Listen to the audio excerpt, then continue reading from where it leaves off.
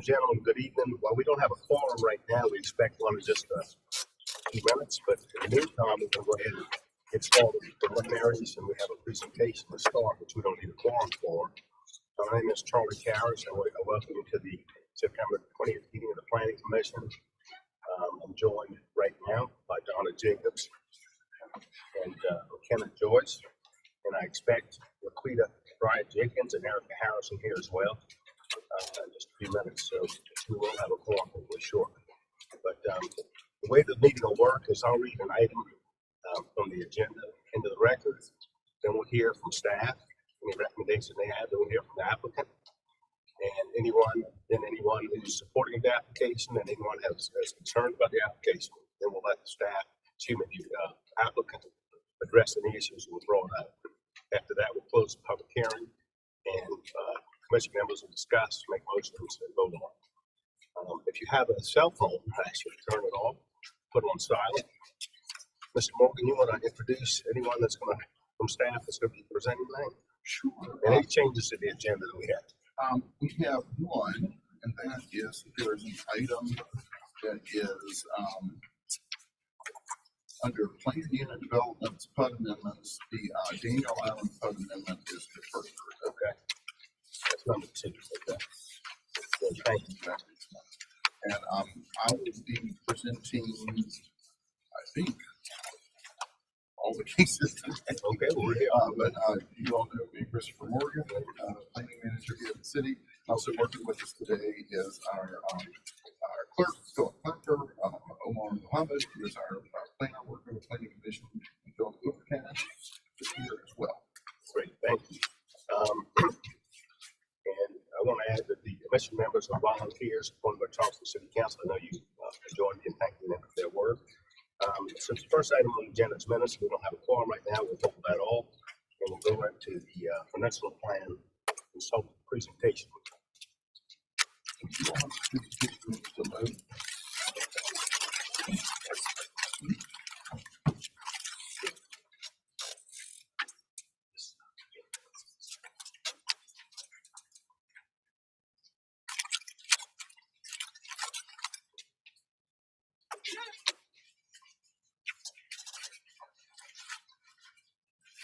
Or should I just say next slide? You can say Okay, great. Yeah, Okay, awesome.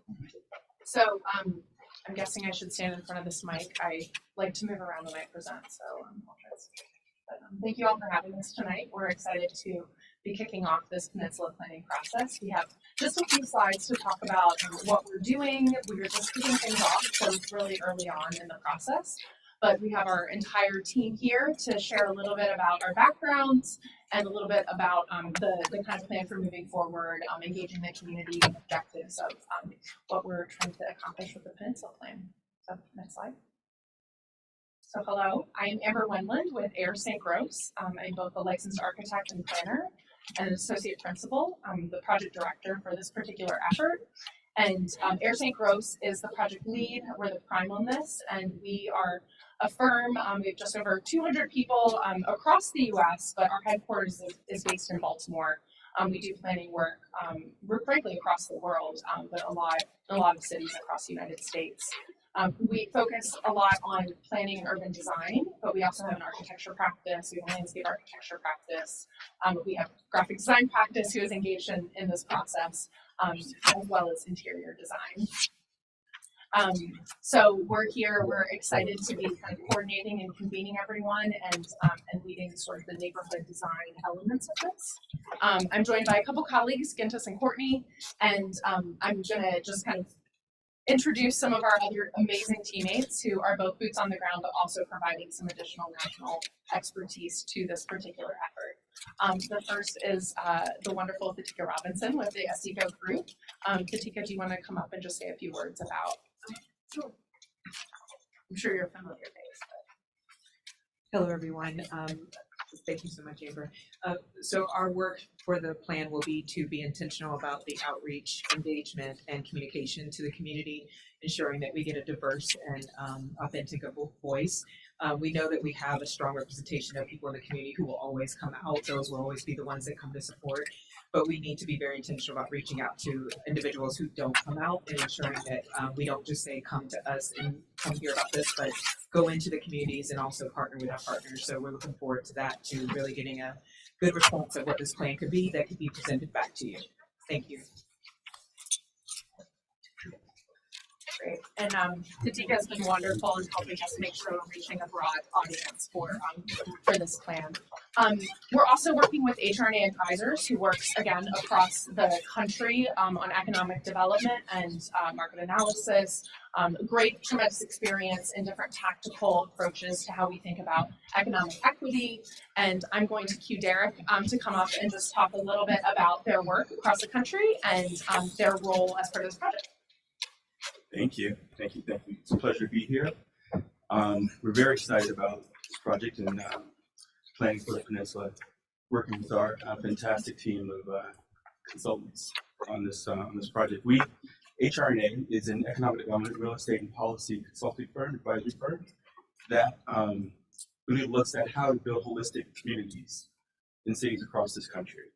We have a particular focus on equitable development, making sure that some of the wrongs and some of the marginalization that's taken place across this country is addressed in the work that we do. It covers planning efforts around transit and traffic, resilience, open space, inclusive cities, regarding workforce development, as well as looking at the number of issues around mobility. And we're very excited to be focused on the economic development issues that have been that Charleston's been grappling with for some time, and is looking to address in a holistic way here. So we're excited that this project incorporates water issues, the mobility issues, the design issues of neighborhoods, as well as how can businesses in Charleston be given some ideas for restructuring. What supports does it need from the government and other entities that can help ameliorate some of the issues? And so how can all of this happen in a holistic way, such that Charleston really reflects the great history and uniqueness of the peninsula, of this district, that no one's left behind as we sort of think about how the economic prosperity can cut across the board for everyone. So this is a really exciting endeavor for us. We've been diving in already, our team, and looking forward to coming back to you with our recommendations and engaging with you and your constituents and stakeholders across the peninsula area as we go through this effort. Where are you from? I'm originally from Los Angeles. Me, personally, I grew up in Compton, California, Los Angeles. But our office is the New York office that I'm based on. I'm part of the New York office. And, but again, we do work Right across the country. You're a Dodger fan? Maybe I should. I am a Dodger fan. I grew up going to Laker games, actually. All right, well, that's So Magic Johnson, Kareem Abdul-Jabbar, that's where my dad would take me in terms of sports. Thank you. Appreciate it. No, thank you. He's in the forum as opposed to the Staples Center. Exactly. So that's good. Any questions or? Okay. Thank you. Yeah. I'll just have to shout out the Orioles, by the way. So, they just made the playoffs in decades. So, beats in Baltimore. So the next person that I'd like to introduce is Jennifer Beal with Beal Engineering. I know that they're based in Charleston, but also do work all over the country. And so bringing both a great local lens and knowledge and expertise, having worked on multiple plans for the peninsula and the city, as well as national expertise in transportation planning. So. Hi, everybody. Jennifer Beal, and as Amber said, we're located here in Charleston. As you know, I've presented many times to the board.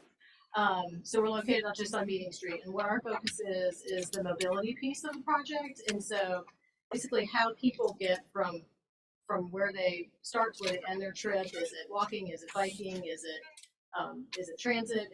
Is it cars? And really digging into what's needed. So what would change what can we do to change your trip from going from a vehicle to to a bicycle, pedestrian trip, or taking transit. And so that's kind of what we're digging into with the stakeholders and with the public, and kind of seeing what that metric would be.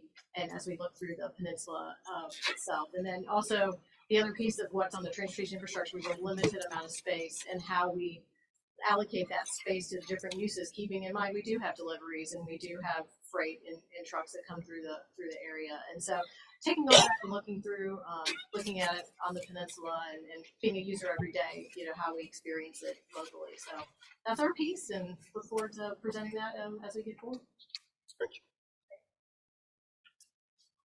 Thanks, Jennifer.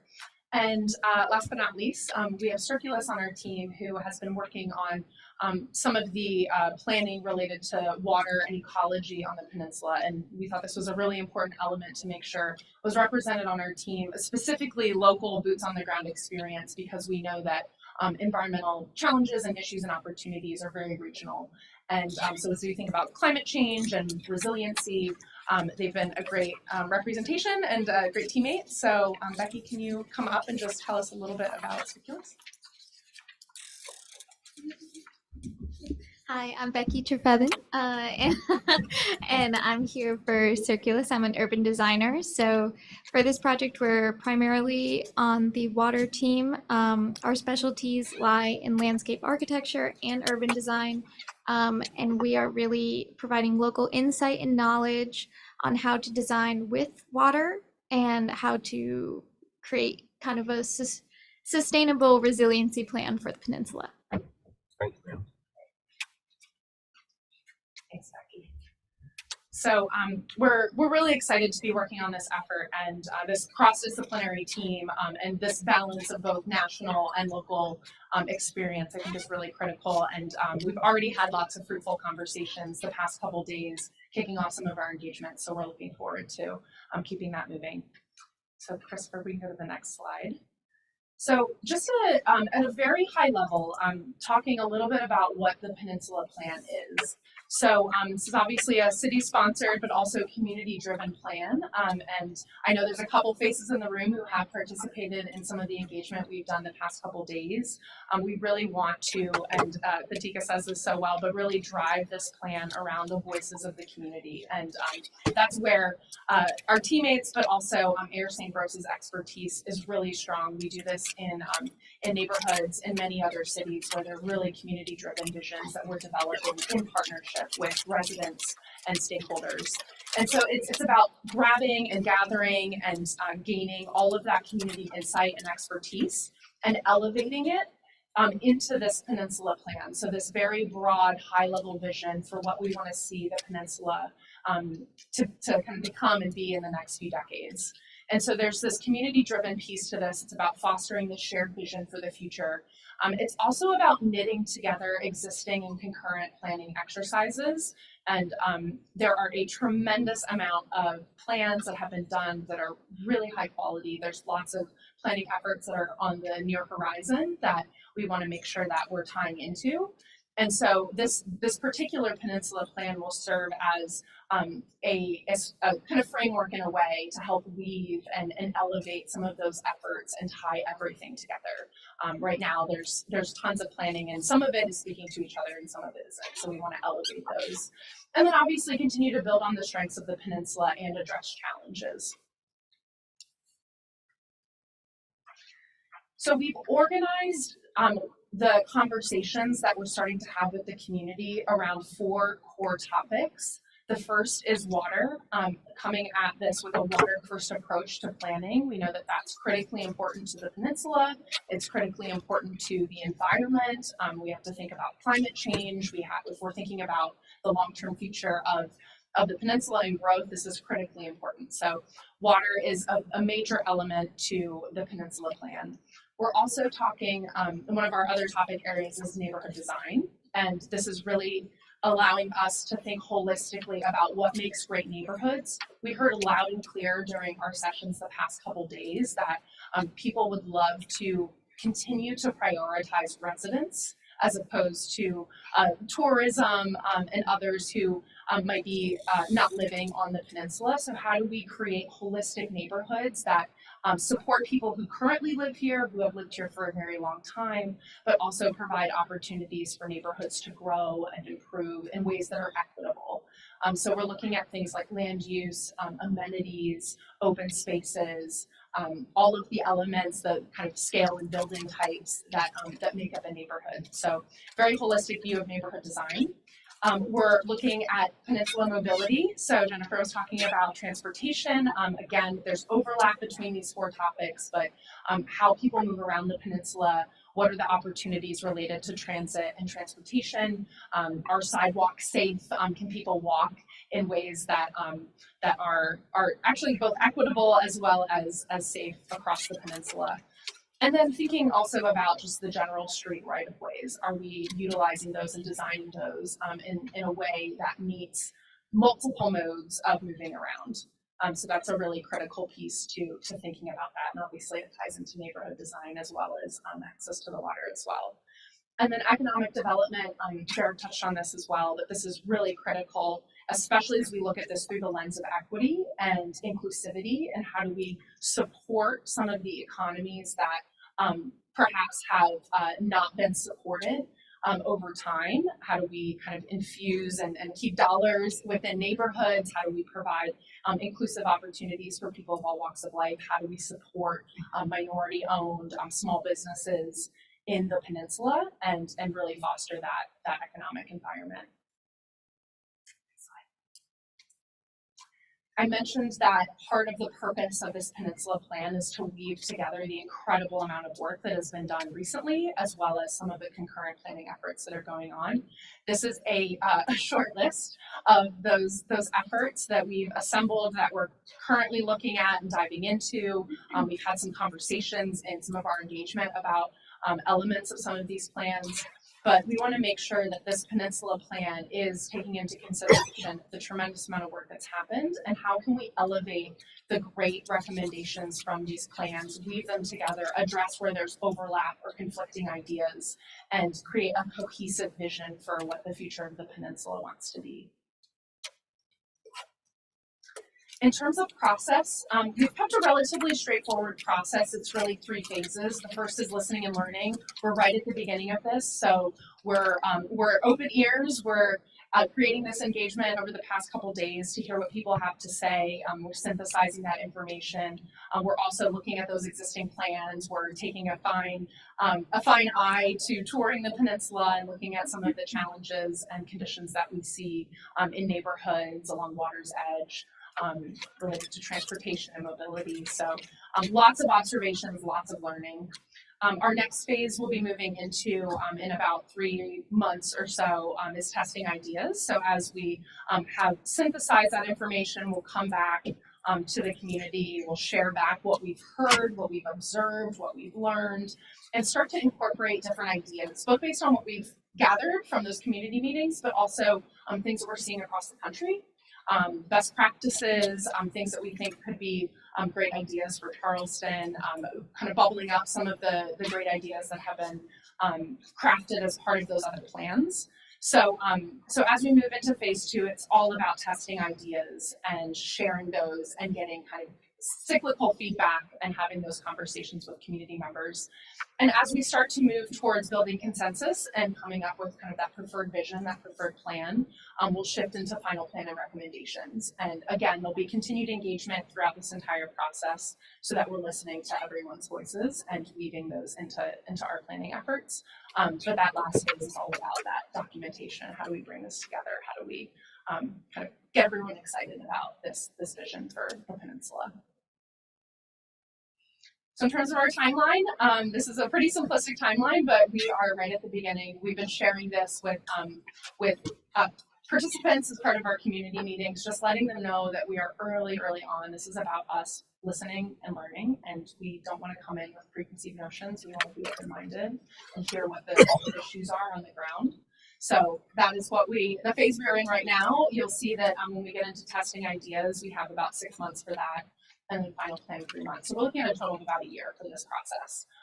But we want to make sure that engagement is running throughout this entire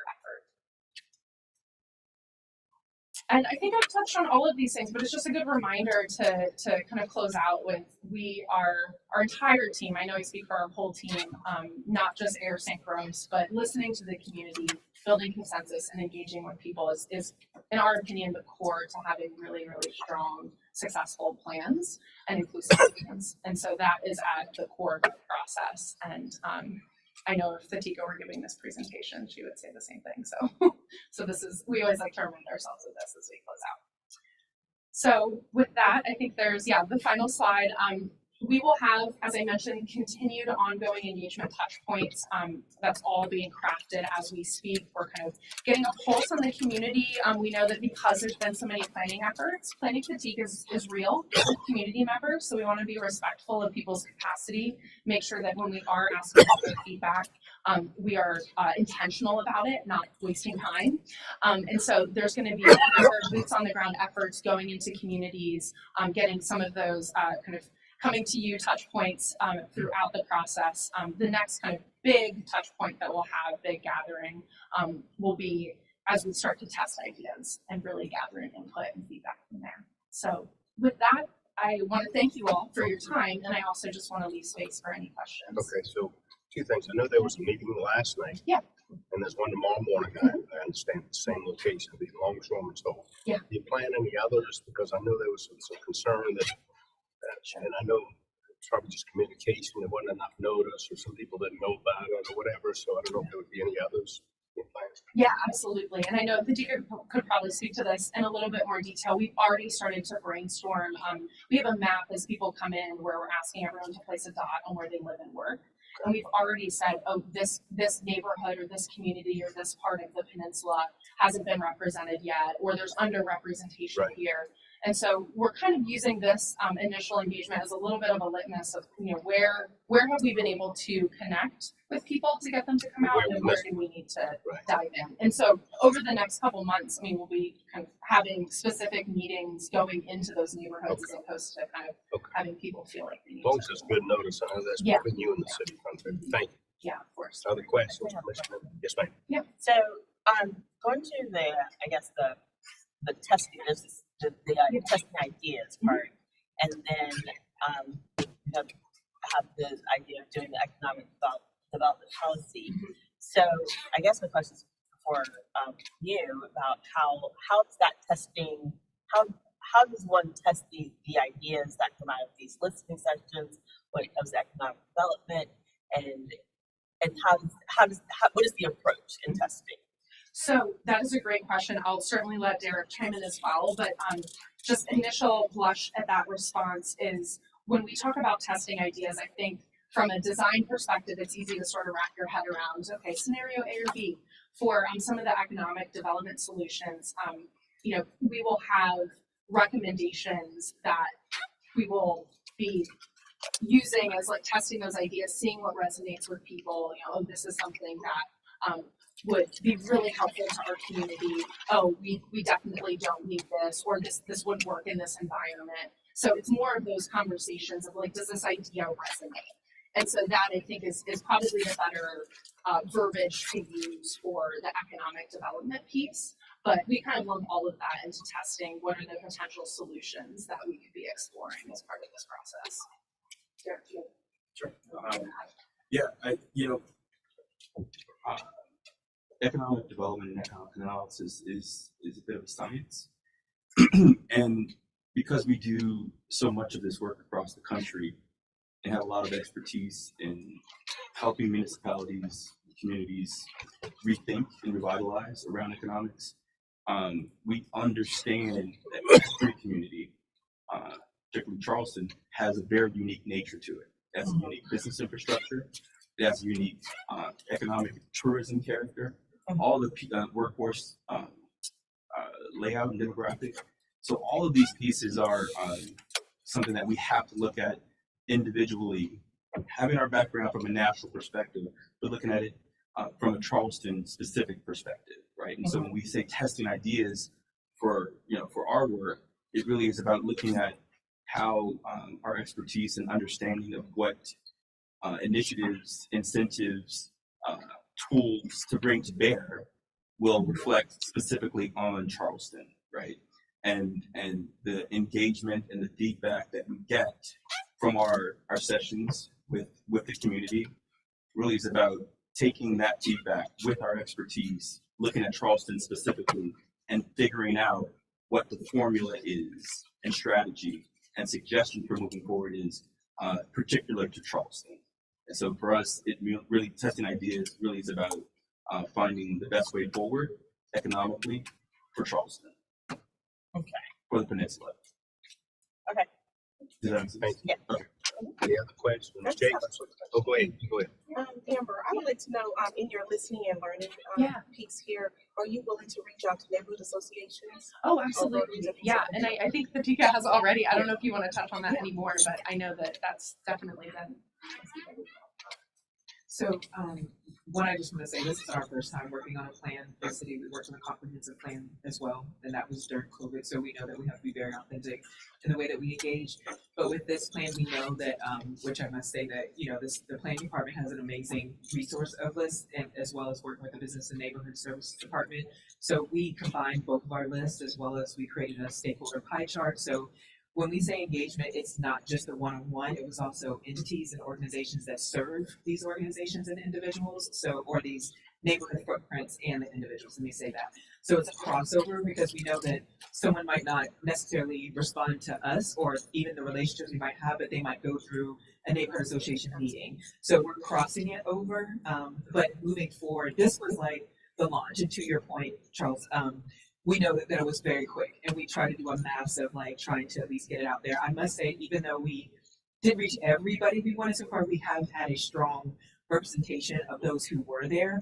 However, we can acknowledge in the room, just by visual, who is here and who's not here. And if you know the community, you know who's missing and who's not. However, I also will say there's a lot of people who showed up that had that personal invite from a call or a text that said, I need you to be here. This is very important. They might have seen it someplace else, but because they know you, they're like, you reached out to me. I know this is important, so I need to go. So we're leveraging that. My team is very intentional about the relationships we have in the community.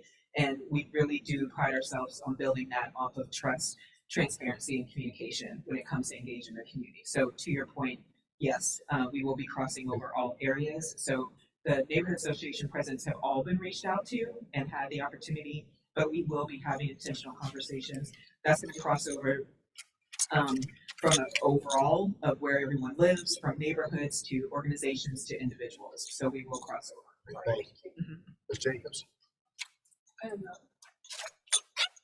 Commissioner Brian Jenkins got to my question before I did. Okay. So I wanted to, well, one of my questions, but I have some comments because I wanted to mention that we worked with the teacher during the comp plan. And during that process, because I've been involved in other plans, I was really very impressed that during the pandemic, we were able to reach a lot of people, even though it was by Zoom. We connected with a lot of people that might not otherwise.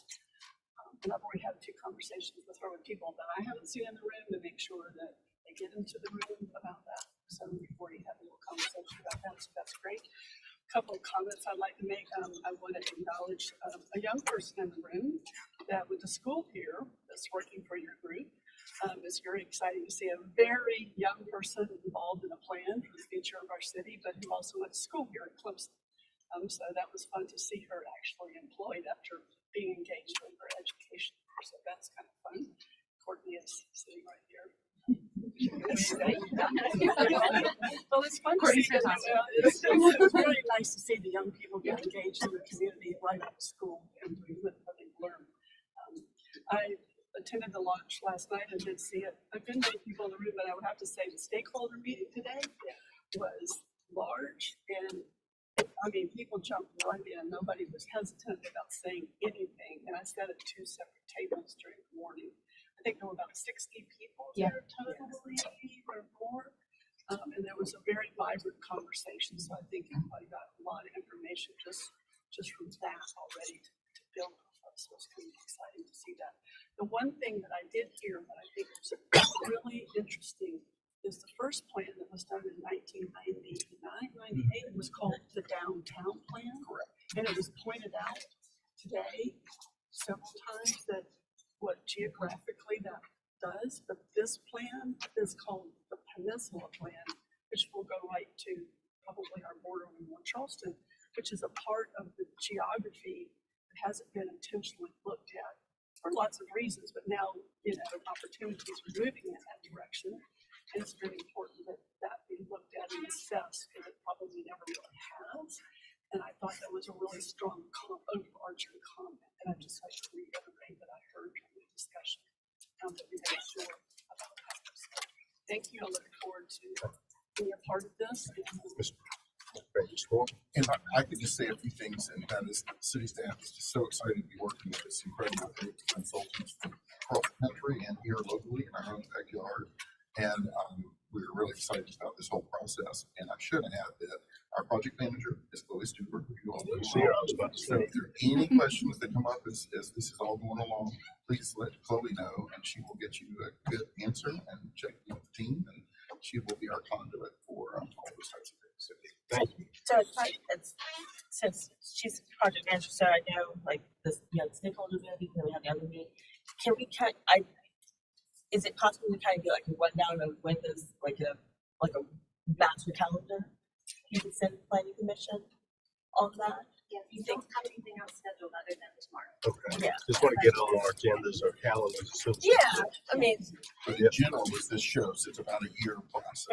So, But anything that you know is coming up, if you let us know, so we get it on our calendar, great, which I know Chloe's good at that, so.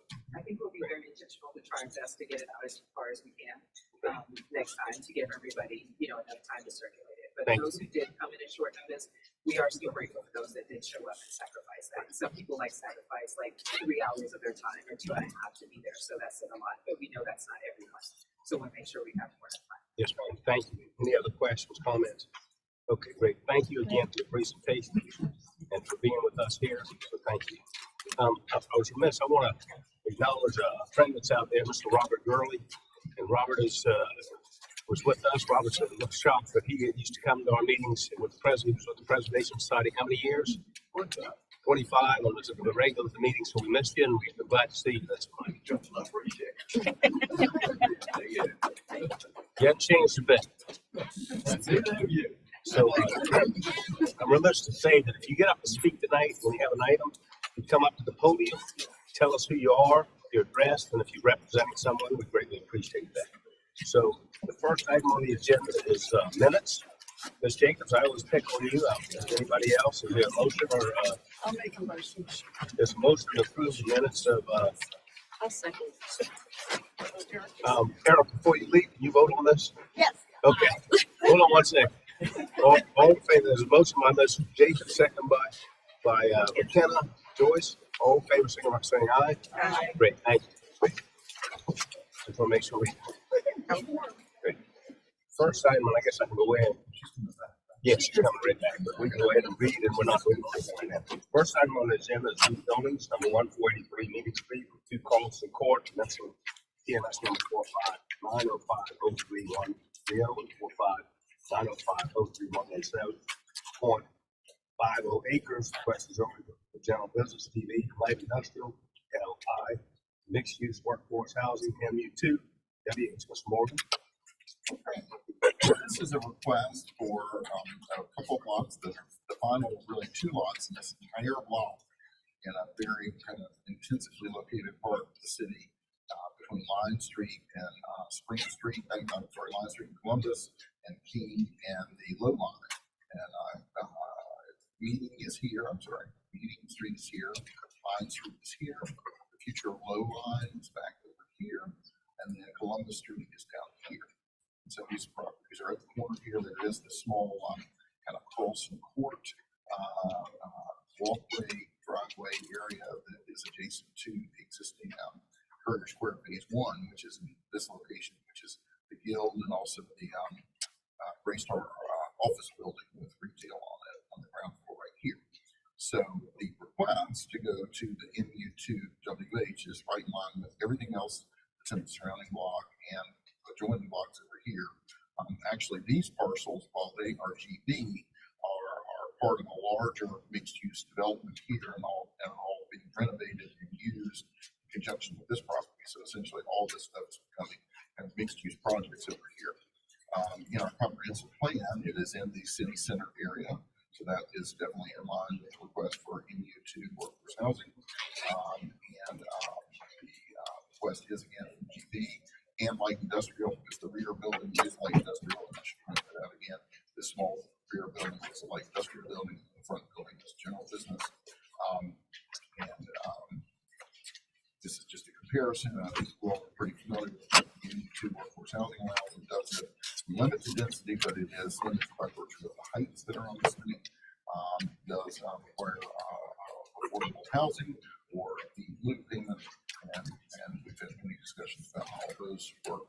And here's an aerial image of it. It's currently home to an older fast food restaurant that is vacant. And then this is the adjoining parcel that is a concrete block building that's housing art gallery, and I believe it's a workout facility present. And our recommendation is for approval of this request. Great, thank you, Mr. Hellman. Good to see you as well. Nice to see you, Chairman Carriage. Thank you, and Mr. Morgan, thank you for your excellent presentation. This one, I think, is sort of an interesting situation because there's actually a third parcel that my client owns. Alan Wood is here with Jim, 33 Line Street. It's already zoned MU2. So if there was ever a reason that the peninsula needed to be taken a look at from a planning perspective, we have 3 properties, each of which has a separate zoning district. We've got an MU2 piece already. We've got a light industrial piece, and we've got a GB piece. So we're in the process of trying to work out the development of this site, and we need some, consistent zoning throughout. So that's really the request here. It's to take out the 3 different zonings, bring it all into accordance with what the whole block is, and make it MU2 workforce housing. Great. I'm happy to answer any questions. Thank you, sir. Thank you. Is there anyone here that would like to speak in favor of the application? Anyone in opposition to the application? I may see. So, commission members, questions, comments, motions? I was gonna make a motion to approve, saying it's kind of makes sense. Is that a motion to approve? Yes. Okay, Ms. Harrison makes a motion to approve the application. Mr. Brian Jenkins seconds. Any other questions, comments? Not all in favor of the motion, signify by saying aye. Aye. Anyone in opposition? That's 5 in favor, none opposed. Thank you, Mr. Elmer. Thank you. Have a nice evening. Number 2 is 800 Wapoo Road, West Massachusetts, number 3500200 parcel 1.0 acres. Request is zone from GO to Job Center. Mr. Moore. So this is a older house that is zoned general office off of Rockwood. This is Rockwood running roughly north and south right here.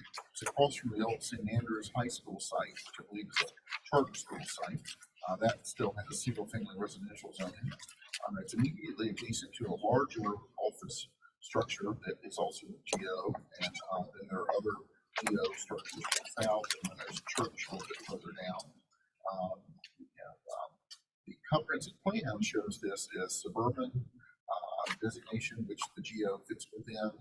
Really, a lot of the things that were in the DUOC plan fit within this suburban category, such as job center, things like that, because job center really doesn't have a lot of residential density to it. And so that is why, this, even though the DUOC plan was written when our comprehensive plan was done, we still designated these areas as suburban, as opposed to kind of neighborhood edge or something like that might have encouraged more intensity, such as a limited business or something like that. Again, the request is from general office to job center. Job center was really intended to be for these unique situations that are out here in the DUOC area, where we have a variety of uses. They can range from offices to small entrepreneurial operations, recording studios, filmmaking, to furniture production and food service things. So it is a wider ranging category than, of course, general office. But we felt comfortable, given the overall character of the DUOC area, with the request, and are recommending for its approval. This chart does, of course, show the difference in these. Job center is very limited for residential. I think you can only build it like 4,000 square feet lot, and nobody's really been using it from that standpoint. But it is intended for the incubators for small and entrepreneurial businesses, which we felt like talking with the owner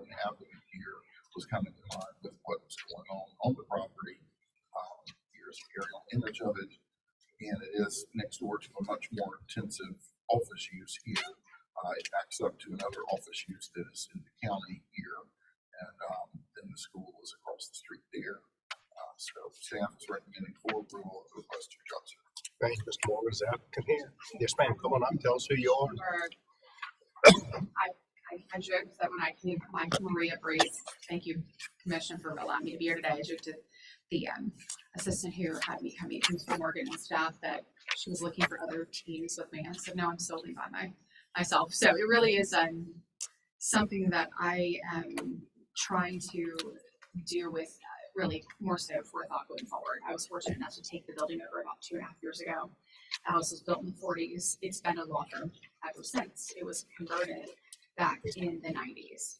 So one of the things, the reason I wanted to approach the city about rezoning is because I've been approached by multiple businesses regarding detached garages to the back of my property and usage for that space. From a variety of different businesses, we obviously have had nobody occupy it. Thus far, it's literally been just used for storage. But that main building and the other space directly behind it provide a unique opportunity for me to allow someone else in the community to rent out that space. There's fortunate enough parking wise to have adequate parking to allow for them to accommodate that as well. But more so, it's just been interesting to see how many people are looking for a space of that particular size, because it seems like in the entire doo-wop area, there is a unique issue with things either being too small or too large, and nothing's really in that middle range. So this gives me a different opportunity going forward as the hopefully property owner for quite some time. Great. Thank you, ma'am. Thank you very much. Thank you. Would anyone like to speak in favor of the application? And anyone in opposition to the application? If not, commission members, questions, comments, you take. Thank you, Mr. Chairman. I'm not going to make a motion this time because I just want to have a little discussion about this. The doo-wop plan was put into place in 2016. I was very involved with it from the get-go. It is multi-jurisdictional in there and very variety of uses.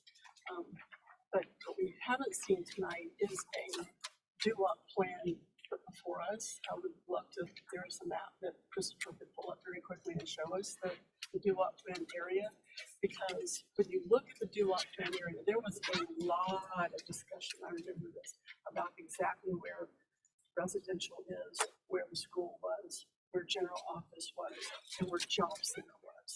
And all the job center is way up on Belgrade, going down, if everybody's familiar with Belgrade Road, all the way, pretty much all the way to Wahoo Road along that area. This end of Wahoo Road, all the businesses were put into general office. Nothing along this stretch at all was job center. Because job center is a little bit more intense. And so if we convert this corner that is going into a neighborhood that was built in the 1940s, and the name of the neighborhood was School View, because it looked at the school. So right across the street from this these parcels, even though there is a dentist there and almost all those offices there are used, but there's very low intensity. They're right across from the school grounds. So if we start raising up the intensity of the zoning right across from the school, I start to have concerns. As y'all have always heard me talk about the edges around neighborhoods, about taking up zoning to higher intensity. And I just remember that the discussion was very robust and sometimes acrimonious among the people that lived in the doo-wop area and the businesses that function there, as with the county and the city, about what should be city center and what should be general office, and how all of those new zonings and those new descriptions were made. So even though the applicant here is telling me that, you know, she's going to be there for a while, and I know this office very well because I know people that have been law offices in that area. As soon as she could at some time in the future sell it, and then that property, a large piece of property, now has a very intense zoning right across from the school. And if you turn beside the property, 3 Oaks, if you turn there, you get right into Ardmore and Sherwood Forest, and you get right to the recreational area where they just, right to the bikeway where the Clemson was just built their new fishing dock, and they're putting in the first food forest in South Carolina. And I just have some concerns with getting street corners right bordering even a small neighborhood into a much intensive zone. It could be in the future something else, even if it's 10 years in the future. I just want to respect that planning process that went on, because it's only 7 years old. That's a 2016 plan when it was adopted by the council. So I'm not making a motion right now, because I want to think about that, because I don't know. Thank you, Ms. James. May I respond briefly, just because Well, I'm, we sorry. closed the public hearing, but since there wasn't anyone in opposition, if you want to give a quick comment. I just think it might be a unique perspective for you to understand. My daughter actually sitting outside goes to charter school across the street, so I'm intimately familiar with the situation going on. And prior to occupying the property as the owner, I was a tenant of the space for over 6 years. So I've been there for, my goodness, we're going on almost 8.5 years now. I reside in West Ashley, and I have a great deal of respect for everybody in the residential area. And then I own multiple properties, actually off of Wahoo Road, several of which are currently only county zoned to be part of the county itself. So I completely respect and understand your concerns, but my understanding, please correct me if I'm wrong, Mr. Morgan, is that while the job center zoning change does allow for a larger variety of options, it is by no means allowing for the level of intensity that you're referring to on Belgrade, because most of Belgrade is not, my understanding is far different than what most of Wahoo Road is. I mean, I drive to Memphis every single day. Thank you, man. Okay, thank you very much. Mr. Morgan, I like it because Mr. Bates used the word intense several times, and I don't know that it, I guess I'd like you to clarify for this, the change, how much more intense could it be? Okay. Well, first, because we're in two different modes here, we have the map pulled up from the DUOP plan. Okay. And essentially what this is showing is that this area would be in GO. It is covered by the overlay. We do have some job center that's on the other side of the school over here. If y'all can see where my cursor is, immediately adjacent to the school over here. That's in purple. But there isn't any directly across from the school right there. So I'm going to close this out if y'all have seen that now. So, and let's say this is in the overlay. Yeah, the yellow is the school. That's correct. School site. Go ahead, Mr. Morgan. Let's go back to the slideshow. Okay. So Okay, gotcha. And my question, particularly Ms. Morgan, Sure. is this word intense. Yeah. Because, and so as you see there, as Ms. Jacobs did say, it is all GO on the side of the street at present. Although this is, I would say, probably much more intense GO immediately adjacent here in this location, because it's a much bigger building there than typical houses along there. Then we have the comparison. So just for description, it says general office district is intended to provide for professional, administrative, executive, and government offices versus job centers intended to promote small entrepreneurial businesses and industries consisting of consumer, special trade services, office warehousing, and obviously this is too small site for warehousing, but limited business park uses. So the permitted uses go from NGO, medical insurance, real estate, training, engineering, financial, to the uses that are characterized by being incubators for new and small entrepreneurial businesses. Uses that are low traffic generators, do not have external environmental effects across environmental property lines. I think that's a pretty important description there.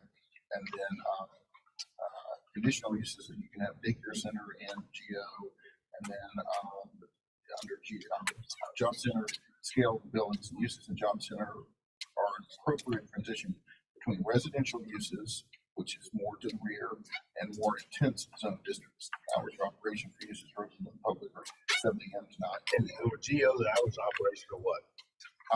I don't know that there was a restriction in GO on hours of operation, although it's the nature of those types of offices that they are. Right, so this is limited, then. This has limited hours. Correct. Okay. 7 a.m. to 9 p.m. Anything else you want? And that was just it. We know it's not exactly identified in the plan as a job center location, but we felt that given the context and the owner's plans for the property and the size of the property, that it was appropriate. And I guess when you have a plan that's it's something you're looking forward to, but you can all use tweak. You can tweak it, modify it, things as you think. Okay. And that was the reasoning of the recommendation, I guess. Okay. Other questions, comments, commission members? So I think one question I have, and I might better start it up, I'm just not that sure. So I think that was alluded to about a garage in the rear of the property and people wanting to utilize it. So, I'm trying to figure out I'm trying to understand the jump from GO to JC based upon the use of a secondary accessory building. So I'm trying to understand, some people would just say, I just want variance or whatever, but to do the rezoning, I'm trying to get to the jump. Yeah, for a variance for that situation, there would have had to be a hardship. And so Right. the new tenant coming in there, it'd be tough to say that there's hardship on that. Mhm. But, her property is a larger one compared to some others. And again, she's got the house structure up at the front. I know it's kind of hard to see with the trees here, but this is the garage here, right here. So this was what she was talking about, potentially, renting to a use that might have, more diverse types of needs than would fit in the GO. Oh, so it's a use issue, or is it a use of the building? Correct. In other Okay. words, yeah. Gotcha. Okay. Okay. Other questions, comments? I will only reiterate that zoning will stay for the Speak land. up a little bit. Wood. I'm sorry. I will only reiterate that the zoning of this will go with the land. It was a very intentional process to define areas in the block plan about where job centers should be versus general office should be, to allow the whole Duwop area to function, being partially residential, partially incubator. It was a very intentional process. Right. I just want to reiterate I that. appreciate it. My question is, and that's why I asked before about the intensity. It doesn't sound like to me, maybe I'm missing something, that the change will give it that much more of an intensive use. And I think if it was a bigger property that you could put like a warehouse or something like that on, I think in that instance, it might change the intensity of it. But given the size of the property, or it's bigger than some residential lots, it's not big enough to put a warehouse on. And so, or if you put a warehouse in, it'd be very small, like 1,000 or 2,000 square foot warehouse. So I think the idea that there would be, some different types of uses on a part of the property that were still in line with job center, to us seemed like that was okay. And it's encouraging the kind of entrepreneurial job generating activity that the whole Duwop overlay was trying to do. Is what our interpretation. Right. I got you. Fine. Commission members, motions, other questions? Can I have that slide? Which one? The one? Comparison? Yes. Yes. And I will point out, that's the city. If you see the whole plan with the county on it, it looks much different because we're only seeing the city properties on that plan, whereas another. Oh, yeah, the one I showed. The That's one that correct. showed. Yeah, okay. And I can pass this around. This is from the plan. Ms. Harrison, I'm sorry. question. No, I wanted to actually. I just don't see in this chart that much more intensity of concerns, but that's just me. For the lot size, if the owner were to sell, someone bought it, tore the house down in the garage and rebuilt something, what types of restrictions exist for the footprint, the height for those new? I'd have to pull out some zoning ordinance and look at the job center. I know that we have design review on that, and I know that I think typically you have to have, like right now, there's parking out front and that kind of thing. I think if the house was gone, number one, that would involve tearing the house down, which might not be something that DRB would grant because it is a more traditional house for that area. So I think that was kind of one of our assumptions, is that the house would stay there. Everything we understood from the owner is that she intended to keep the house there. But we also felt the security that even if she sold it, the DRB would want to keep the house of that nature in that And location. even you're saying the size of the property was limited. And then if the house is staying there, then what you're talking about for the job center use will be pretty much more rear. And here's some of the. And so, I mean, lot occupancy is what on job centers? Like 50% or what? I'm sorry.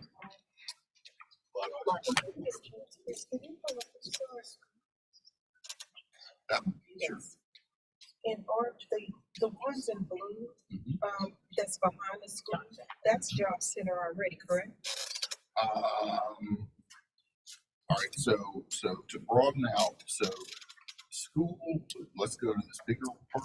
The school is here, this is campus, so that's the designation for the campus. And then everything that's job center over here is suburban.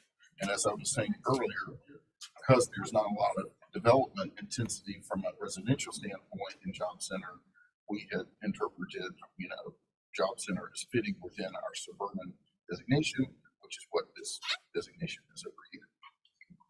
Thank you. Chris? So, just, I was looking at the map when you might have answered my question. So, when I look at a zoning district, I always look at, okay, these are your permitted uses, right? The conditional uses, whatever.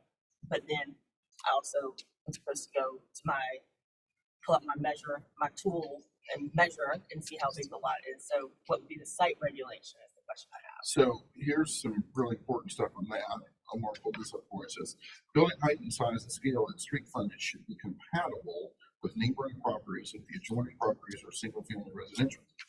Building height in these areas is limited to a maximum of 2.5 stories. And again, this is if the house can be torn down, which I think is not very likely, but anyway, if it could. No single building shall exceed 12,500 square feet. Building entrances and windows shall be provided along the street frontage. Vehicle and storage bays shall not face any road frontage, so that would be kind of difficult if you were rebuilding on the site as it is on the corner. Emergency services facilities may be exempt from this requirement. New buildings should utilize colors that are complementary, not necessarily homogeneous to existing buildings. In cases where buildings that are residential in nature are converted to non-residential uses, the residential character, height, scale, material, entrances, windows, roof pitch shall be presented at street frontage.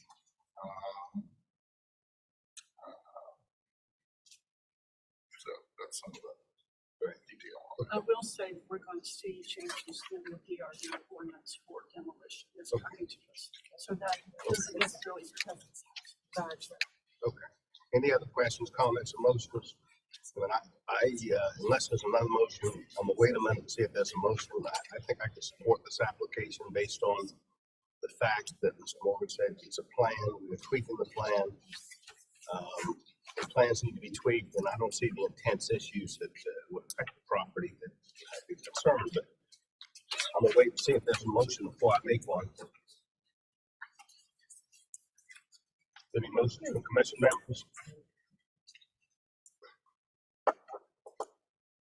Commission members, have any motions on this?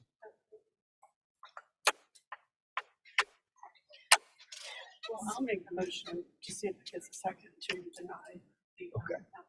Okay, there's a motion by Ms. Jacobs to deny. Is there a second to the motion? If not, the motion fails. Is there a motion to approve the application? If there's not a motion, I'll make a motion, which I have entitled to do in a small board. I've been told by the city attorney I do have a right to make a motion. If there's not a motion, for the sake of time, I will make a motion. Is there a motion out there? If not, I'll make a motion to approve the application. Is there a second to that motion?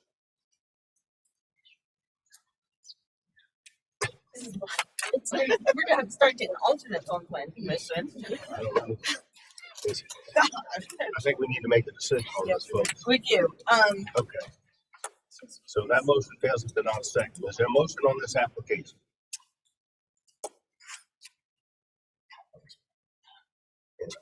Again, I'll reiterate my motion to approve the application. Is there a second? I'm gonna second your motion. Okay. I still don't know how to vote, but. Okay, I understand. We This is gotta- second we by gotta Ms. do- Harrison. Thank you, I appreciate it. This is second by Ms. Harrison. I'll make a motion to approve Ms. Harrison seconds. Any other questions, comments? All in favor of that motion to approve, signify by saying aye. Aye. So that's 3 ayes. Nay. Okay. Anyone opposed? Nay. Okay, so that's right. As I count, there's three in favor of the motion approved and 2 in opposition. Okay, Mr. Wong. Thank you. I appreciate it. Thank you. Thanks. Mr. Vaughn, the city council, at their October meeting, the fourth Tuesday in October. Thank you. Number 3 is lot 1A, East Drive, James Island, portion of TMS number 4241-000-123-30, approximately 2.63 acres. Grants rezoning from single and two-family residential STR to residential DR1 on a portion of the property. More. And this is a rezoning request that really is coming to you because there's some quirks in our STR regulations that don't allow what the city staff had kind of intended to be the recommended layout of the development here. And this is development that's been worked on for a number of years, I think 8 to 10 years overall. I know a while back, rezoning at the rear that went to DR1, and this fronts here on James Island Connector. And then the subject property that we are looking at tonight fronts just here on Tuesday. It's just this area is about a third of an acre at the front of the property that remains to STR. And the rest of the property is DR1. And what this request would do is take it all to DR1. And this really revolves around how we would like to see townhouses face street here, as it's done in other areas on Trees Drive. And based on the widths that are here, that the number of townhouses that have been planned to face on Trees Drive would not fit under STR and would only fit under DR1. So I can go through that kind of convoluted background because, you know, when we do look at this, if this was just coming to you all today, again, didn't have these 8 to 10 years of history, and I may be short on that, might be longer. The applicant can tell you full history, but there is a good bit of history that predates our comprehensive plan. If it were coming to us today, raw, new, fresh, we would be saying, well, this is in a location that is what we call our low impact service, and so we would not recommend an intensification of use. But because these applicants trying to follow through on the city's interest in seeing townhouses at the front of Teresa Drive, and because it's quirks of the SDR ordinance, because the densities really fit in SDR, is just the particulars of how SDR works that doesn't allow those townhouses to be there, that the applicant is coming forward with this rezoning. And so because of that, we are recommending for the rezoning. But again, we wouldn't have done it if it had been an entirely new slate on this property. So that's kind of a convoluted explanation, but I think you'll understand a little bit better when the applicant explains their development plan for the site.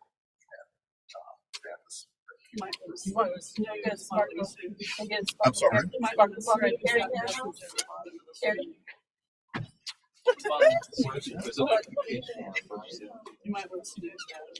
Well, I don't know.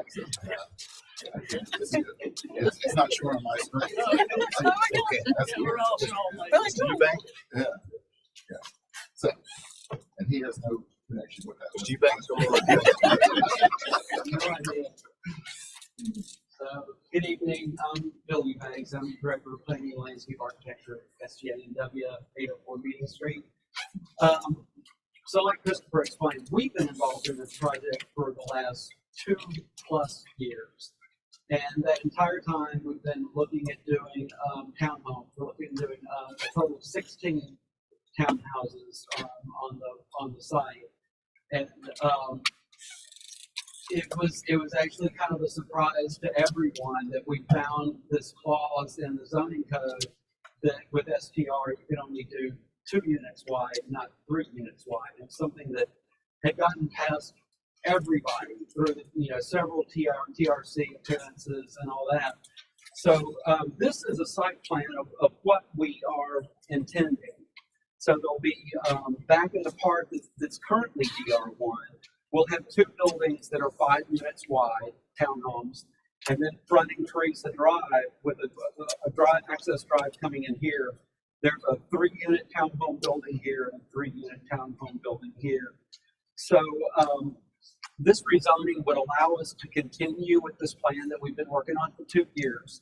And it also kind of cleans up something that we kind of let the city kind of generally discourages, which is a site with split zoning.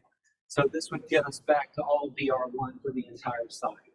So thank you very much. I'm here if you have any other questions. Thank you, Mr. Banks. Anyone would like to go ahead? If I could just direct you, Bill, aren't the units going to be part numbers?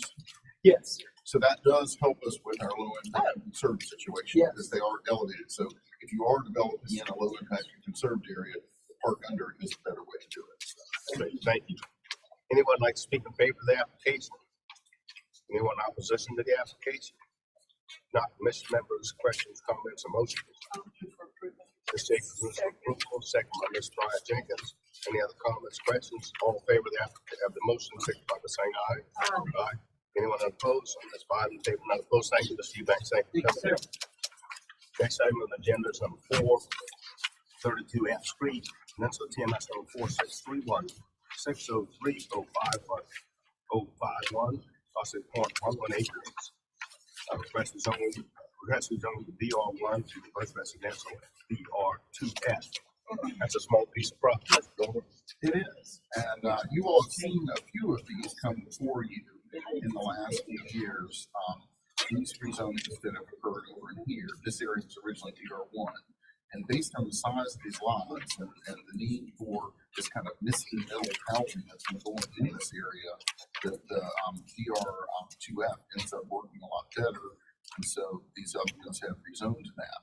And I will show you part of the reason that we are endorsing the DR2F, or the main reason we're endorsing the DR2F, is that this area actually is in our city centers because it's along that kind of keen even spine, also along I-26. It's the higher and brighter parts of the city. And so that was an area that was in the comprehensive plan designated for residential development, and it is in city center. And so by virtue of that, the DR2F does work and is compatible. And so staff is recommending for approval of the DR2F in this site.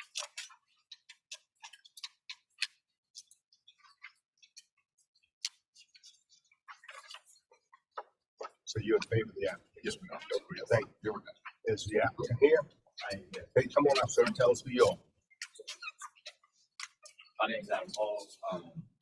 I purchased this property recently, and part of my due diligence was looking at, the F Street and the different zonings, and I had kind of surveyed on it and realized that DR2F zoning would create some more flexibility. I'm not sure what I'm going to do with the property yet, but the rezoning would, guide me in a direction. So, Small piece of property, huh?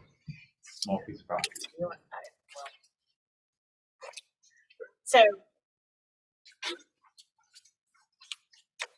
I don't have any comments right now. I don't have any comments. Okay.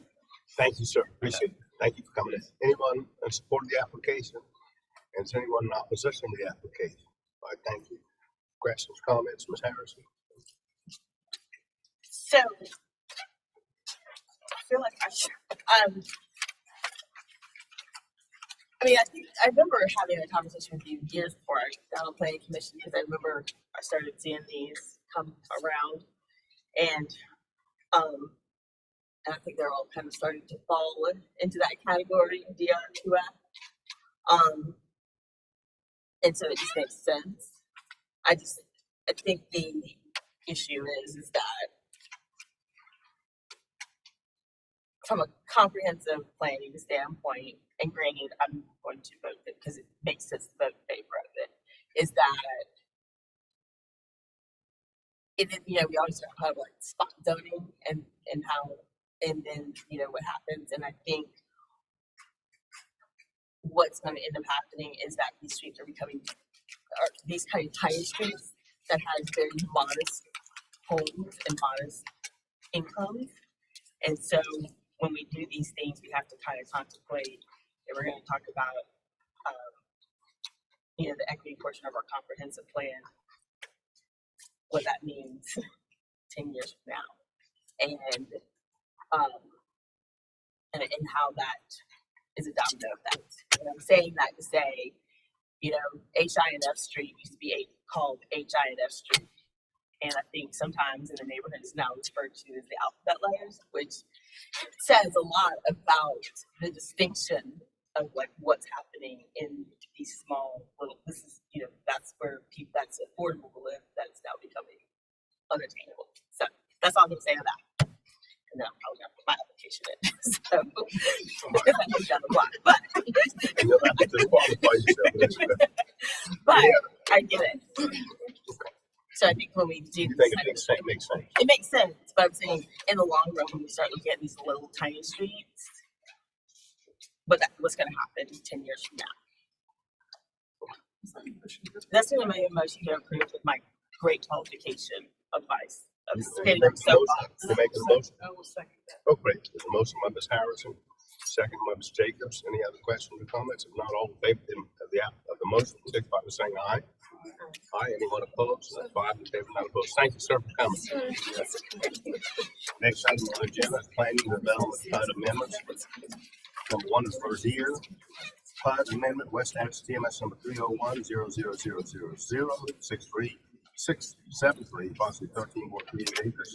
Request amendment to Revere Planning and Development PUD Master Plan and Development Guidelines to change the maximum number of residential units, allow a wide range of housing types, and improve affordable and workforce housing provisions. Mr. Morgan. Okay. So this is an exciting development here.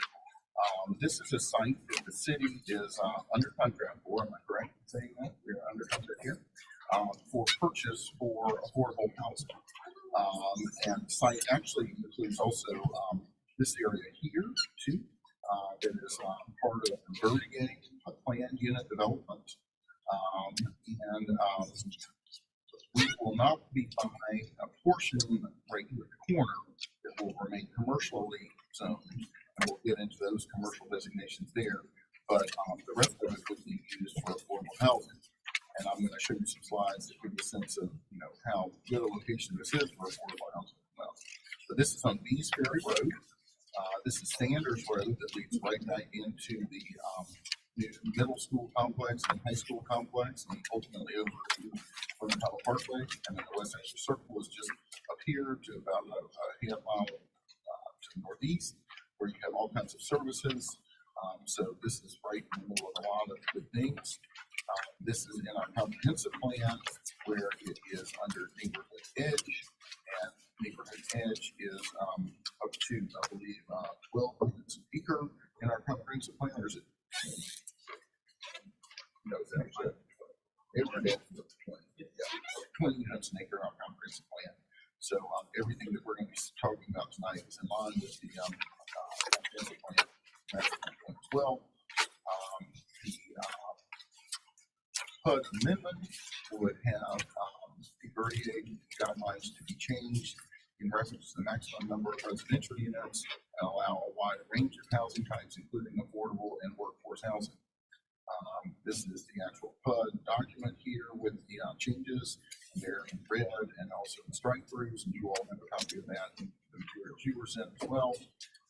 This is probably the chart that most people would be looking at in the most intensity, and that is what we're really changing is this CBD area at the front, Commercial Village District, that runs along Bees Ferry. The acreage has changed slightly because there are surveys, wetlands determinations, things like that.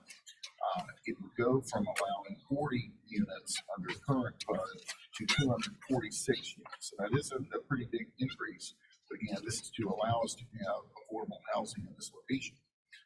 And then the minimum housing on the site, which there was not a minimum, would go up to 100 units. And then other parts of the PUD are already in place and would stay as are. The multifamily, there's an apartment complex that's already there, is 288 units. And then there's a single family portion of the PUD that is 143 units.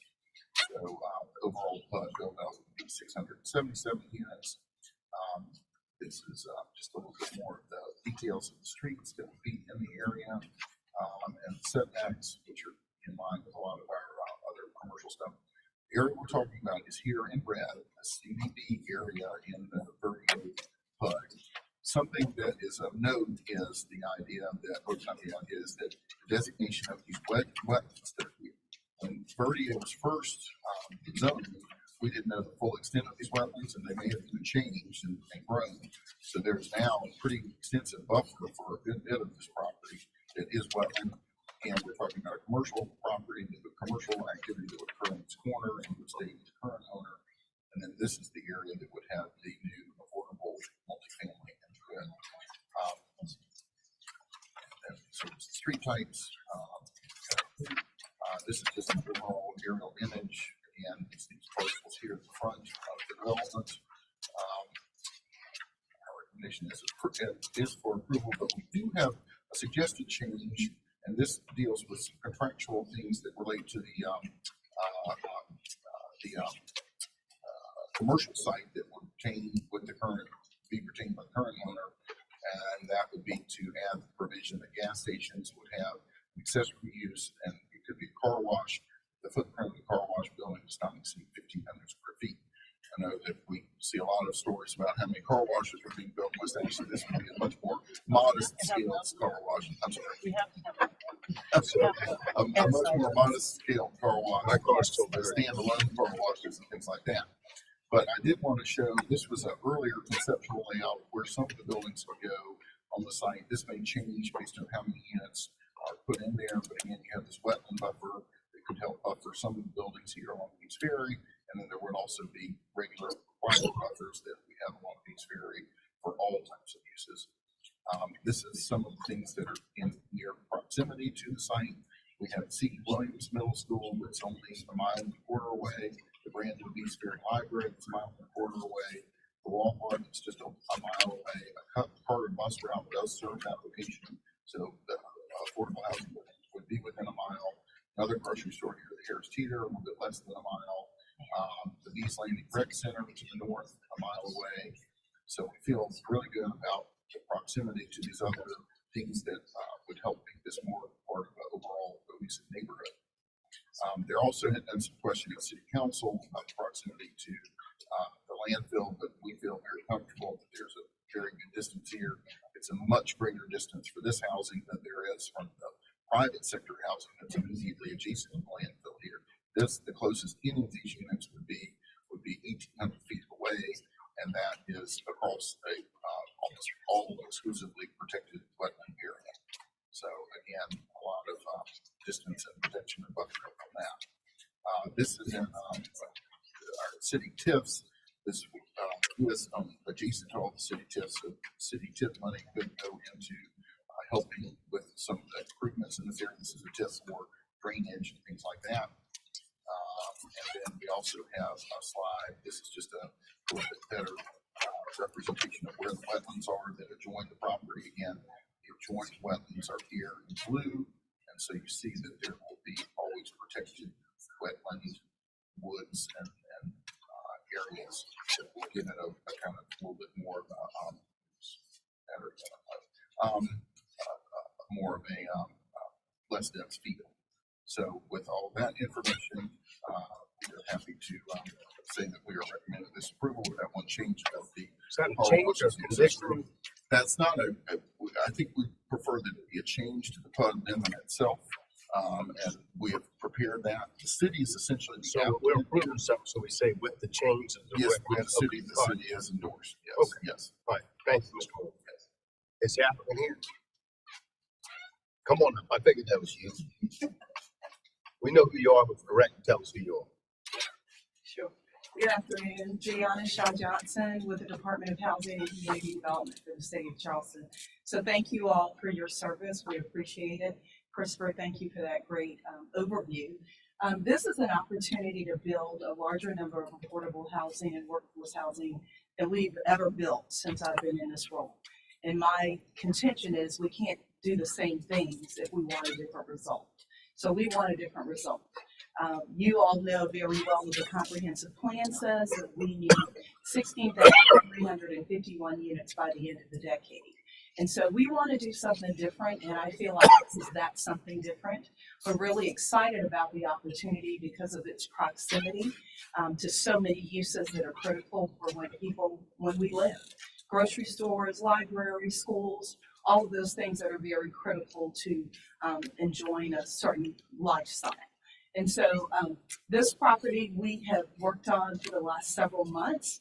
We've been working with Bridge Commercial, who was the realtor group that actually won an RFP probably 3 years ago. And when I say we've searched high and low for properties, I'm saying we searched high and low for properties. We've gone even as far as Highway 41, which is city of Charleston, Berkeley County. They are few and far between to find right now. We are still also working, just as an aside, with infill lots as well. But we feel like this will provide an opportunity to build a multifamily rental as well as build attached for sale townhomes for the populations that we serve, and that is for the affordable and workforce housing individuals. And so we ask your support of this. A lot more work to do around it, but we believe that it would represent well what we're trying to achieve and addressing in particular the need for housing in the West Ashley community. If you recall, West Ashley had the largest need in the comprehensive plan, exceeding 6,000 units. And although this is only one site, it won't get us to that 6, but we're going to continue to press so that we help to meet that goal. Thank you so much. Great, thank you. And you're okay, and the owner's okay with the change that the city wants? Yes, sir. Okay, great. Thank you. Thank you, and again for your work as well. Thank you. Congratulations on this piece. Anyone like to speak? One other thing I had skipped over, and I did want to point out, and again, this is, you all have this, and nobody asked me about this, but I did want to point it out. There is a change in the ordinance. One of the other changes in the ordinance would allow, instead of 4 stories, 5 stories for this development. And again, that is to get to the densities that we'd like to achieve. It still is within the densities recommended in the comprehensive plan, but by virtue of going to that, I think lets us have the affordable units. Okay, Ms. Jacobs sort of caught that. I have another question. Okay, well, let's go ahead and see if is anyone in favor of the application? Anyone in opposition to the application? All right, thank you. Ms. Jacobs. This is a tiny question because I don't understand why we're making this change. On the type C street, which is the street that is running to the left of the main entrance there, you're changing the sidewalk width from 10 feet to 5 feet. And I don't know why, considering you're putting in more intense housing that's affordable and possibly walking to areas, why you're reducing the sidewalk. I just would like an answer to that. It's not a deal breaker, but I don't understand why we're making that change. Sorry, panel battery here. So the reason for the change in the sidewalk width is originally this was going to be a mixed use area that was going to have more commercial stuff and outdoor dining, things like that on those sidewalks. And now this, if it moves forward with the affordable housing, it would be much more just the residential aspect. And so we feel like the sidewalk wouldn't have to be quite as wide. Because I just wanted an explanation on the record when we're trying to make more complete streets and walkability while reducing the sidewalk to 10 feet. Thank you, Ms. Jacobs. Any questions, comments, motions? I do have a comment. Well, first I'm gonna make my motion for approval. Okay. Sorry, we were having a little technical here. I was trying to make sure we were still on. Okay. Because my computer here just died, so, but we are still live. I'm sorry about that. Okay. So I'm gonna make a motion. I think it was seconded by Donna. My motion for approval. So first of all, I think you have to just give a good round of applause on this one because number one, if you ever want to live in the suburbs, this is where you want to live. Every time I go out there, I go, this is nice. And then I come back downtown. And the reason why I like it over there is because number one, it's walkable to the extent that it is walkable because you can get to your grocery store, you can go get your nails done. You can't get your golf cart on that road though. Oh, you can. Well, not on these there, no. But inside the fence, you can. Yeah. You can go visit your friends with your golf cart. So, and it's got ponds and geese. It's got all the things that you want. And then, one of the major complaints that everybody talks about is the fact that your nurses, not only nurses, but even your CNAs and all those folks who cannot get to their jobs because there's no housing there. And this solves the problem off the bat because folks who may be working at the hospital or teaching at high school can find, it's a home, but I think this is the kind of program we need, and it really touches on all the elements. So this was, I know it was a huge task, but this is great. I'm excited about it, and I don't even live in this part of the town, but I think this is great. Great, thank you. So that motion is with the recommendation from staff as well. For the Great. square foot. Right. And, Ms. Jenkins, you're seconding that? With the gas station amendment. And you're seconding that? Okay, so there's a motion by Ms. Harrison, second by Ms. Jacobs to approve that. Any other questions or comments? If not, all in favor, signify by saying aye. Aye. Anyone opposed? Wait, that's 5 in favor, none opposed. Thank you all. Thank you. Thank you for your work as well. Now, ordinance amendments number 1, to amend chapter 54, article 2, part 4 of the City of Charleston zoning code to allow certain accessory uses within the LB zoning district. And we're gonna have a little technical thing here for just a minute. Okay. Get hooked back up again. This computer. And we need to take these two separately, correct? Small? Yeah.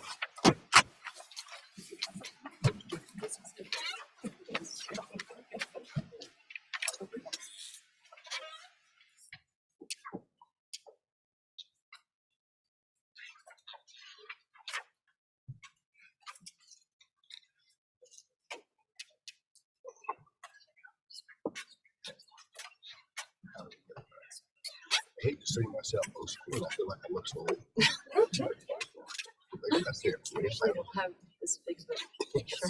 Can't they darken my hair? So great.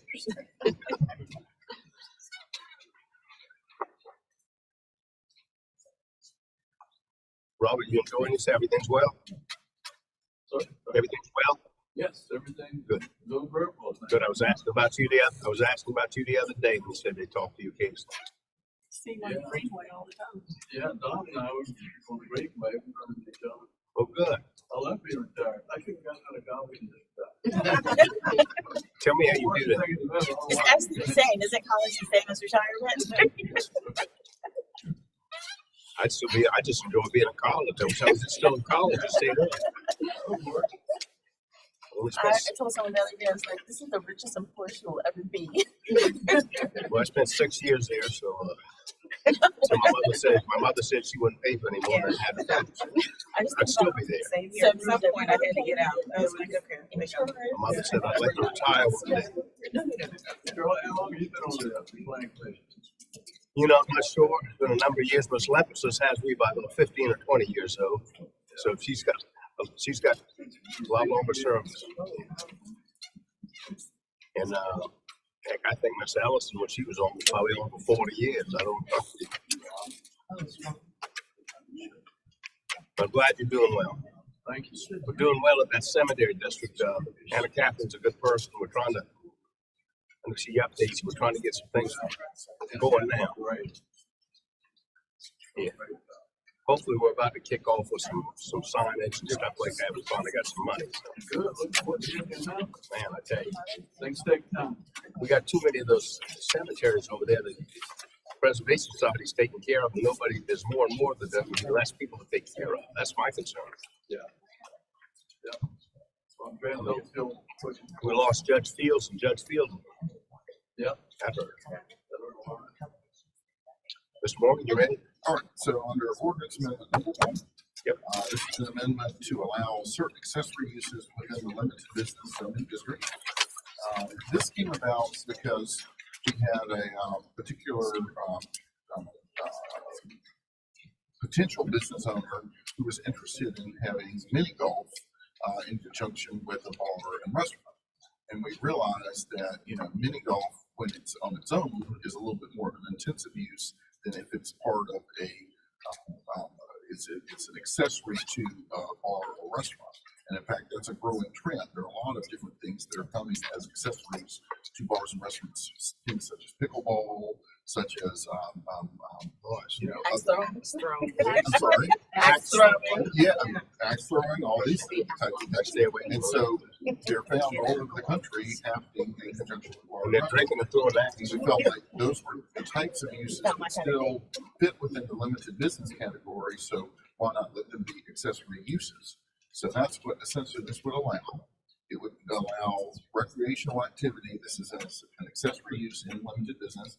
It will allow recreational activity, including but not limited to mini golf, pickleball, activity. It could be an accessory use when it generates less than half the revenue of the principal use is subordinate to principal use and requires patron participation. Principal use for remuneration. Operation of the accessory use may only occur during hours when the principal use is in operation, so it wouldn't intensify the limited business hours of operation, and they would be subject to approval of an operations plan from the zoning administrator, which establishes their hours of operation, terms and conditions, upon which participation in principal uses requirement, and the point of contact who could be reached by telephone during all operational hours. So a lot of criteria here to be able to have these accessory uses, again, key information that would help us enforce this fact that it's an accessory and not primary use based on income generated, things like that. And with all that criteria, our legal staff actually put all this together. We felt comfortable with this and are recommending its approval to Fancy Jenkins. Okay. Is anyone here like to be heard on this item? If not, Can you just pull up the, the language? What's like that? Mr. Chairman? Yes, ma'am. There's one scrivener error. Oh, yeah. This has been, under number 2, number 3, it said a point of contract. Should be a point of contact, I think. Yes. So under 2 through the point of correct, that's an extra R. that's why we got those changes. She spots those things like, Yeah. We're not having a contract with anything. don't get a proofread or anything like that. Okay, we will get that correct. Thank you. Because that Thank needs to be somebody. With that, is there a motion? So, No, I have a question. Okay, go, you go. well, I think mine's more like a technical question. So, all right, we're talking mini golf. So all I'm thinking, and granted, I don't know if this is the use. I'm thinking top golf, right? And I think that's going to be a much bigger situation that I don't think they would be able to show that like a Top Golf. Again, I don't know fully how they operate, but that their restaurant bar is generating over 50% of the income versus the golf. I don't know that That is an equation. Yeah, and also they're going to want broader hours of operation than limited business would allow for. okay, because I think so. The reason why I brought so glad you asked that, and so the enforcement piece is this income piece, and when is that enforcement triggered? I think is the question. Well, again, you have to show that you're not going to generate this income, and then we can evaluate. If somehow we're thinking that it sure looks like the restaurant doesn't have any activity, and you got lines out the door for the golf part of it or whatever.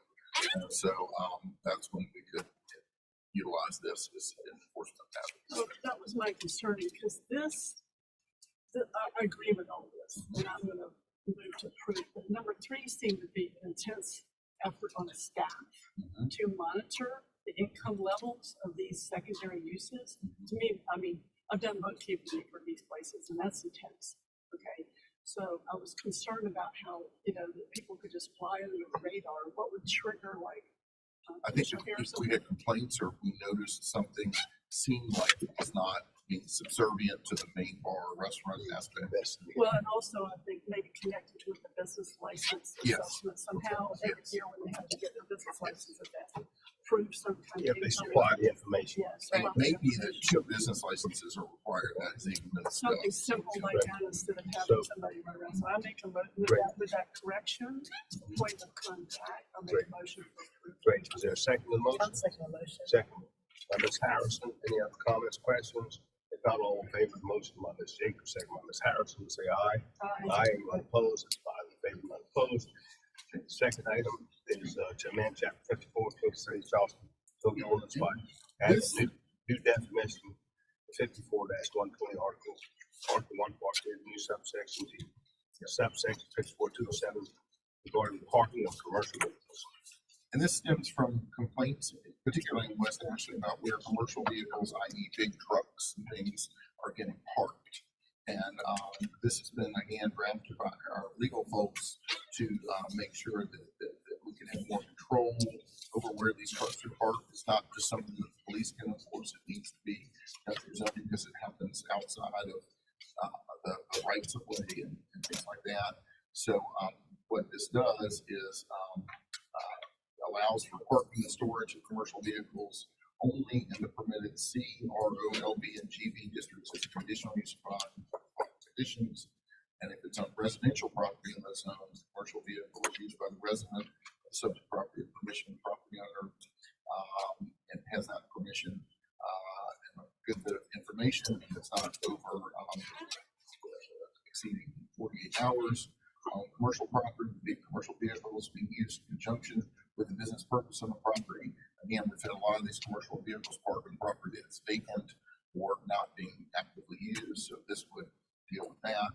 And we could allow this type of parking if it's deemed necessary for public safety or otherwise authorized by the city. You would not be allowed to have any sleeping in a commercial vehicle overnight. Because again, that has happened on some of these vacant lots of commercial vehicles. And given where property owner or leaser with commercial vehicle is stored or parked subject to penalties for violation of section, and zoning enforcement handles it. So that helps our police and helps us through this situation. That's great. Thanks. Would anyone like to speak in favor? Would like to speak on this item at all? If not, questions, comments, motions? I know that council is most concerned with somebody who has a business on the property and that might have a small commercial vehicle. And for sure we've covered language that this is not going to be problematic. And I should add that this is also done through the CD committee too as well. Okay. I just want to make sure that. With that, is that a motion? Yes. Motion by Ms. Jacobs, second. Second by Ms. Joyce. Any other comments, questions? All in favor of the motion, signify by saying aye. Aye. Anyone opposed? 5 in favor, not opposed. Yeah, what item are you here for? Oh, I'm sorry. I'm here to just listen in. Okay, that's fine. I apologize. I meant to ask you earlier, so I didn't make you wait until I was here for a particular item. So we're glad to have you though. What's your name? Caitlin Durr. Okay, great. Thank you. Mr. Moore, can we take any of the zonings? Yeah. We need to take the first one separately. Then the other three could go together. Okay, great. Number one is 680 Cornell Street, West Ashley, that's number 418150019.21 acres, west zoning DR1F. It was zoned urban residential in Charleston County. Mr. Morgan. And this map is a little bit hard to read. The subject property is actually right here. This was subdivided off that subject property, I believe. And it's a small tract. It's a 2.7 acre tract adjacent to other townhouses and other multifamily that are already all zoned DR1F in the city. And this would come into the city as an annexation and zoning. It would come into the city as DR1F, exactly the same zoning as everything that is around it. And they would build, the plan is they would build 3 townhouses on this property, somewhat in keeping with the other townhouses in the surrounding area. And so this came to us in our comprehensive plan. This is in line with, it was designated as our suburban use, but the overall densities based on how it would be displayed on this site with 3 units are in keeping with the recommendations of the comprehensive plan. And so we were comfortable with this.